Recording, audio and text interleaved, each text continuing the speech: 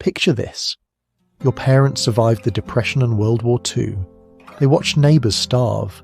They saw friends die on foreign beaches. They lived through the darkest chapter in modern history. And then they did something that would absolutely horrify today's parents.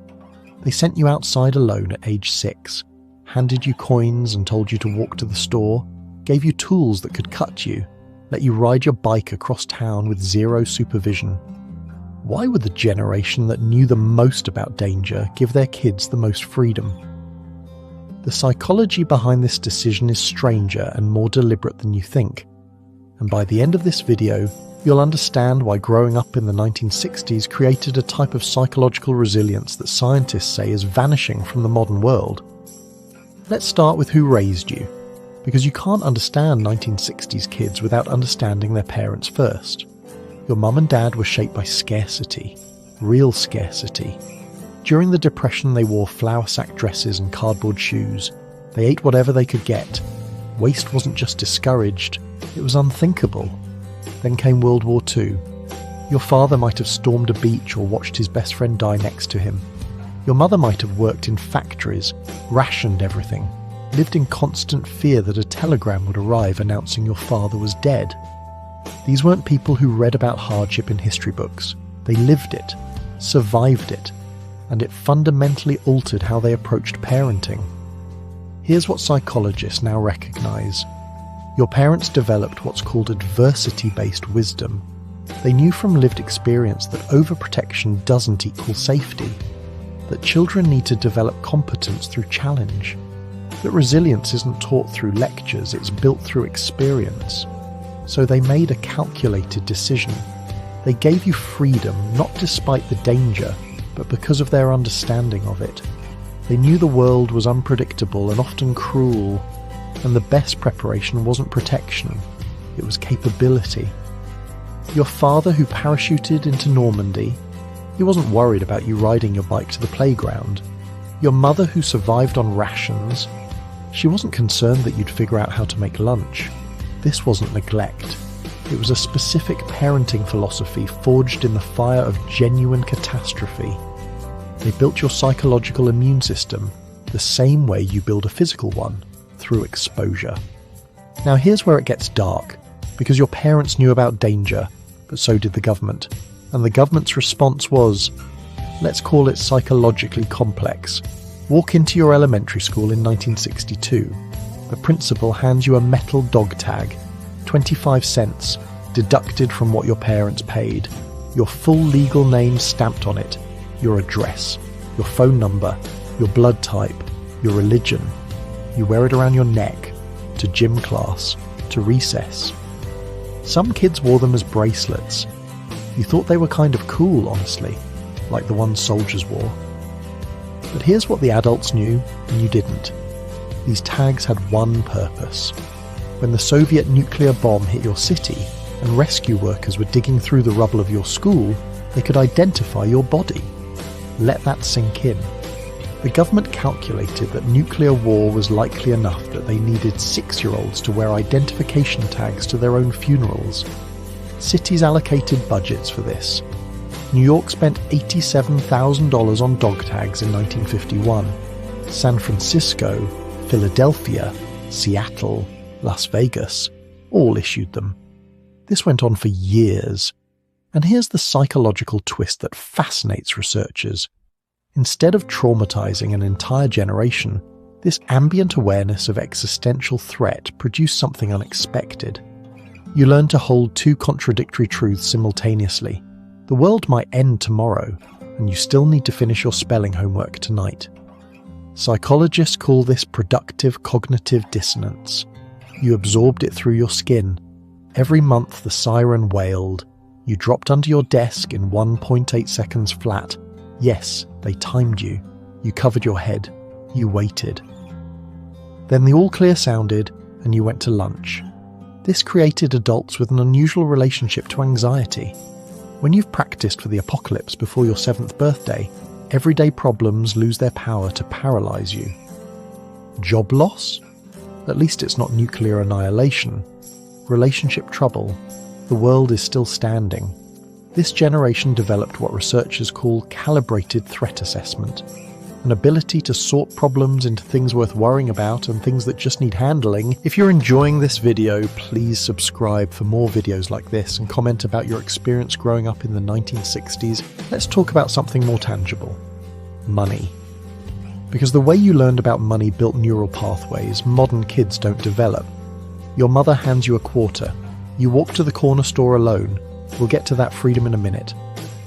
At the store, you can buy a Hershey bar, 5 cents, a bottle of Coke, 10 cents, a comic book, 12 cents, a pack of baseball cards, 5 cents. You're standing there doing math in your head. If I get the Coke, I can still get the Hershey bar and have a nickel left.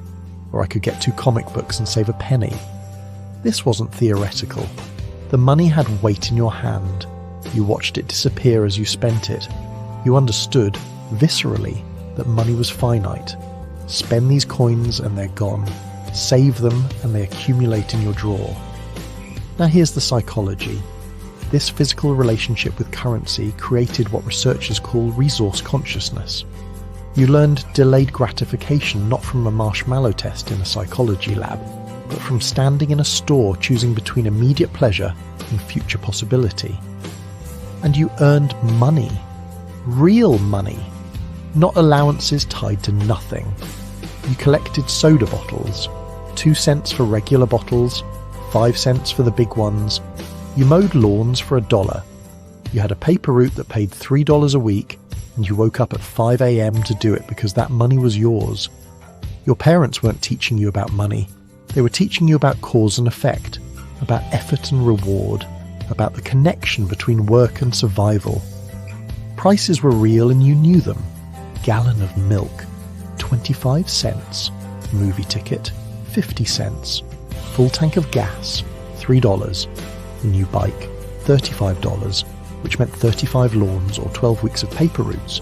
You calculated, you saved, you made trade-offs, and your brain was being wired for what economists call long-term thinking with every decision. Compare that to today. Numbers on a screen. Tap and it appears. No wait, no waiting, no visceral understanding that this resource is limited and spending it means it's gone. Now let's talk about that walk to the store, because what happened before you got there is where the real psychological training occurred. It's 7:30 in the morning, you're 6, maybe 7 years old. Your mother says, be home before dark. That's it. That's the entire safety briefing. You leave, alone, you navigate your neighbourhood, you cross streets by yourself, you assess which houses are friendly and which to avoid. You know Mrs. Patterson always waves from her garden. You know the German Shepherd at the corner house is mean, so you cross to the other side. You meet the Thompson kids at their house. You walk to school together, no adults, just kids who've memorised the route and figured out the social dynamics. This daily journey wasn't just transportation. It was education in spatial reasoning, risk assessment and social navigation. Neuroscientists have discovered that this kind of autonomous navigation in childhood develops different brain structures than being driven everywhere. Your hippocampus, the part of your brain responsible for spatial memory and navigation, was literally growing stronger. You were building internal maps not just of streets, but of social landscapes, which adults were safe, which routes were faster, when to walk alone, and when to find a buddy. Here's what psychologists now call this: environmental mastery. The confidence that comes from knowing you can handle your physical world, that you can get from point A to point B, that you can read situations and make decisions. Modern research shows that children driven everywhere don't develop this same spatial confidence. They learn to be passengers, not navigators, and the freedom extended far beyond school. Summer days, you left after breakfast and came home when the streetlights came on. Your parents had no idea where you were, no cell phone, no GPS tracker, no constant check-ins. You played in the creek, you explored construction sites, you climbed trees that probably shouldn't have been climbed. You went to friends' houses across the neighbourhood. Was it dangerous? Yes, sometimes. But here's the psychological principle your parents understood intuitively. Calculated risk builds competence. Complete safety builds fragility. You learned to assess danger yourself, to read situations, to know when to push boundaries and when to back off, to trust your instincts because no adult was there to override them. This created what researchers call internal locus of control, the belief that your actions determine your outcomes. You weren't dependent on adults for every decision. You made them yourself and lived with the results. Eventually you got hurt. Of course you did. You fell off your bike, you scraped your knees climbing, you burned yourself on something, you came home bleeding or bruised. And here's where 1960s parenting got really interesting. You walk in the door crying, your knee is bleeding. Your mother looks at you and says, "You're fine." She pulls out a bottle. Maybe it's mercurochrome, the red-orange stuff that didn't sting. Maybe it's merthiolate, the clear liquid that burned like fire. If it was merthiolate, you started crying before she even opened it because you knew what was coming. She paints your wound, you howl. She says, "You know where the band-aids are," and sends you back outside. This scene, repeated thousands of times across millions of households, created a specific psychological adaptation. Let's be clear, your parents weren't cruel, they loved you, but they operated from a different framework. They had faith that you could handle discomfort, faith that you would learn from the experience, faith that protecting you from every scrape would do more harm than the injuries themselves. This developed what psychologists call distress tolerance, the ability to experience discomfort without believing something is fundamentally wrong. You learn to distinguish between hurt and damaged, between pain and emergency. A scraped knee wasn't a crisis requiring immediate intervention. It was evidence of a life being lived. Modern research on stress inoculation supports this. Children need manageable adversity to develop psychological immunity. Small doses of difficulty build resilience. And the injuries weren't just physical. You fell off the monkey bars in front of your whole class. You struck out with the bases loaded. You gave the wrong answer and everyone laughed. Your parents didn't rush to validate your feelings or call the school to complain. They said, "Shake it off, try again tomorrow." Was this harsh by today's standards? Absolutely. But here's what it created. People who don't catastrophize setbacks, who understand that embarrassment fades, that failure is information, not identity. You learned that feelings are temporary, that discomfort doesn't equal danger, that you could survive emotional and physical pain and come out the other side stronger. The garden hose became your emergency room. Soap and water handled most injuries. Serious problems went to the doctor, but the threshold for serious was much higher. This built what researchers now call self-efficacy in crisis, the belief that you can handle unexpected problems without immediate external rescue. Let's talk about what you did when you weren't at school or playing, because here's another psychological difference. You worked, not play work. Real work with real consequences. Saturday morning, you're 8 years old, your father hands you a lawnmower, not a toy, the actual mower. He shows you how to check the oil, how to pull the cord, how to empty the bag. Then he goes inside. You mow the lawn. If you miss a strip, it shows. If you do it well, the yard looks great and your father nods approval. You just learned that quality matters and shortcuts are visible. Or you're in the kitchen with your mother. She's teaching you to use the sewing machine. That needle is fast and sharp and close to your small fingers. You could hurt yourself. That's the point. Learning to be careful around things that could hurt you was part of the education. Children in the 1960s were trusted with real tools, real responsibility, real consequences. Your easy-bake oven wasn't a toy. It got hot enough to actually bake food, and to burn you if you weren't careful.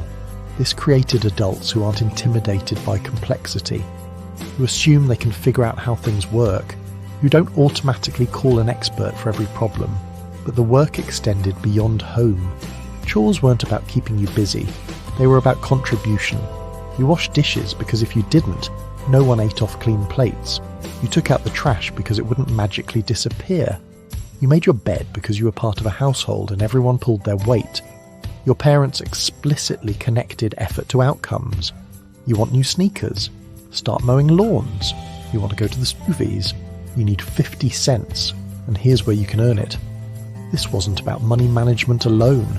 It was about agency, about understanding that your actions create your reality, that wanting something and working for it are connected. Psychologists call this mastery through contribution. When children have real responsibilities that matter to the household, they develop a sense of capability and belonging simultaneously. And the stakes were real. You mess up the lawn, it stays messy until next week. You break a tool, Dad isn't happy, and you probably won't get to use it again for a while. You burn dinner, everyone's eating sandwiches, natural consequences, immediate feedback, no buffers. Modern research shows that children shielded from consequences struggle to develop what's called responsibility, the understanding that they're responsible for their responses to situations. You learned this at 7 by burning your hand on the stove once and never doing it again, by leaving your bike in the rain and watching it rust, by forgetting your lunch and being hungry until dinner. Your parents let you fail at small things so you'd learn to succeed at big things. Now let's talk about what probably mattered most to you emotionally, the music. Because if you grew up in the 1960s, you didn't just listen to music. It became part of your psychological identity in ways that are hard to explain to people who've always had infinite choice. February 9th, 1964, Sunday night, Ed Sullivan Show. 73 million Americans watched 4 guys from Liverpool. Your whole family gathered around the one television. Your sister screamed. Your parents looked confused. You witnessed culture shift in real time. But here's what made 1960s music psychologically different. Scarcity created meaning. You wanted to hear your favourite song? You sat by the radio hoping the DJ would play it. When it came on, you scrambled to hit record on your tape player, praying you caught it from the beginning. That song meant something because you had to wait for it, work for it, capture it. You saved your allowance for weeks to buy one album. One. You'd save up $3.50, ride your bike to the record store, and spend 30 minutes deciding because this was your only album for the next month. So you listened to it. Really listened. You read the liner notes. You memorized every word. You studied the album cover. You knew every crackle and pop on side B because you'd played it 50 times. This created what psychologists call depth of engagement. When resources are scarce, attention is focused. And the music itself was a revolution. The Beatles showed you that regular guys could shake the foundations of culture. Motown proved that music could cross racial barriers. Dylan taught you that lyrics could be poetry. The British invasion demonstrated that change could happen overnight. You learned that the world wasn't fixed, that what seemed permanent could become obsolete in a single broadcast, that 4 musicians could change everything. Now, here's the bridge most people miss. If you were a child in the 1960s, you became a teenager in the 1970s, and the 70s was psychologically different. The idealism of the 60s had crashed. You watched Kennedy, King and RFK all assassinated within 5 years. Vietnam dragged on. Watergate shattered trust in authority. The economy stalled. So the music changed with you. The hopeful experimentation of the 60s matured into something darker, harder, more complex. Led Zeppelin, Pink Floyd, the Eagles, music that reflected a generation processing disillusionment. You lived through both, the hope and the reckoning. And psychologically, this created people who can hold optimism and realism simultaneously, who believe change is possible but aren't naive about the cost. The music was the soundtrack, but it was also the lesson. The world transforms. Heroes fall. Progress isn't linear, and you keep going anyway. Let's talk about something modern humans have almost forgotten how to do. Wait, you want to see a movie? The theatre downtown has 2 screens. Films rotate every week or 2. You see what's playing or you wait. There's no streaming, no on demand. If you miss it, you might never see it. You want to know what happens next in your favourite show. You wait a week. The cliffhanger sits unresolved in your mind for 7 long days.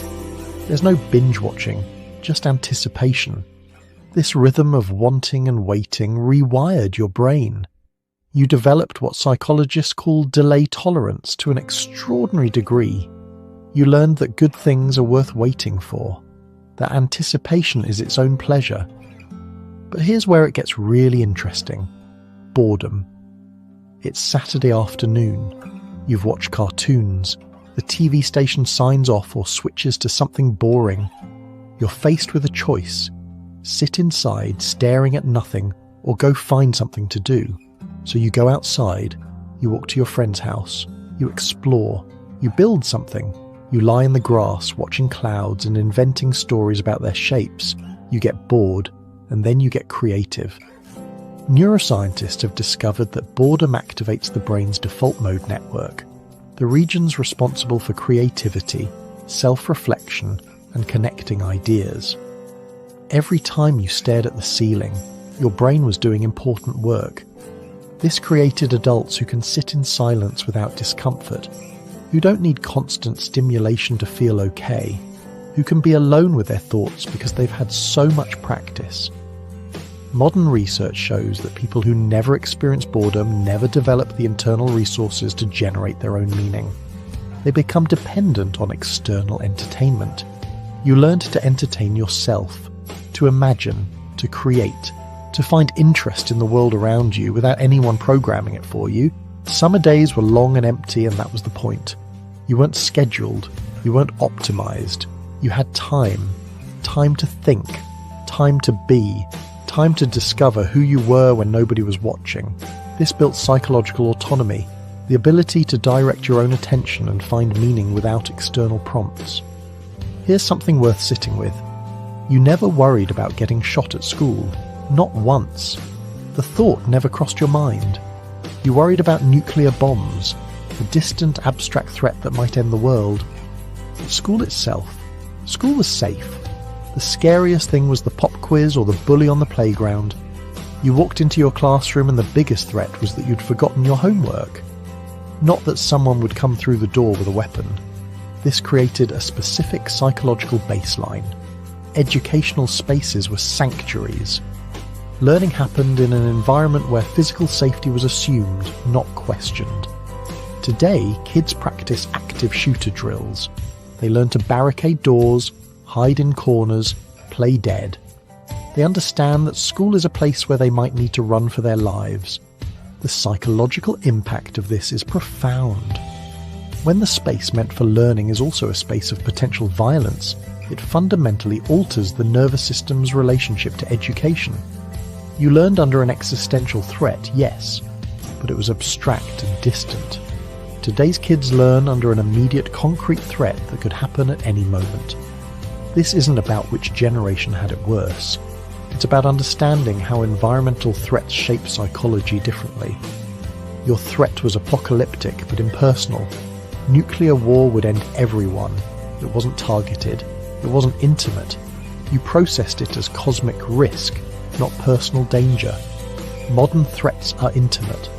Someone choosing your school, your classroom, you specifically, both are terrible, but they shape the nervous system in different ways. So here's what the psychology of growing up in the 1960s created.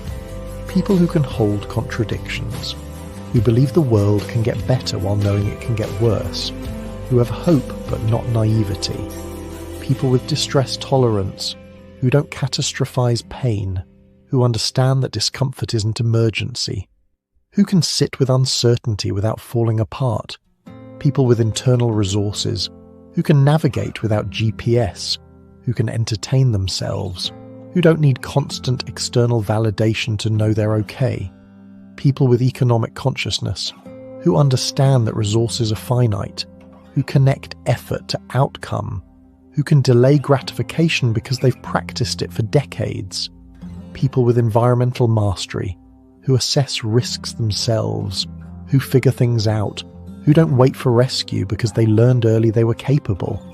This wasn't about being tougher or better. It was about being shaped by a specific moment in history, by parents who survived catastrophe, by a culture that valued independence, by technology that enforced patience, by economics that taught consequence.